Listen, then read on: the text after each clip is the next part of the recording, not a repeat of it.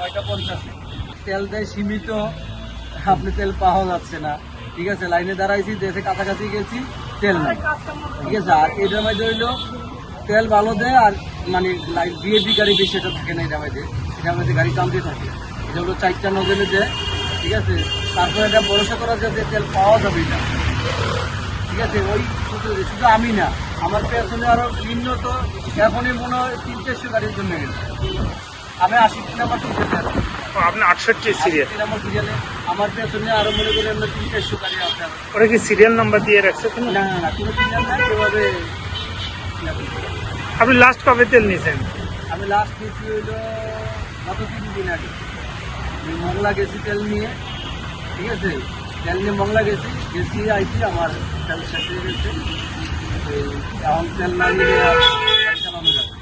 সরকার তো বলতেছে পর্যাপ্ত তেল দিচ্ছে, তারপরে এরকম লাইন হচ্ছে কেন? কারণ কি আপনারা কি মনে করেন? আসলে বড় দেশে কি সরকারের বুঝতে লাভ নাই। দেশের পরিস্থিতিতে এই যুদ্ধের কারণে এরকম হয়ে গেছে। সরকার তো আসে মাত্র 2 দিন। ওই 2 দিনের ভিতরে তো সে এত কিছু করে দিতে পারবে না। অন্য রাষ্ট্রের মধ্যে তেল পাচ্ছে না, তাও তো আমরা সিরিয়াল দিয়ে তেল পাচ্ছি। একটা ভরসা করা যায় যে তেল পাওয়া যাবে।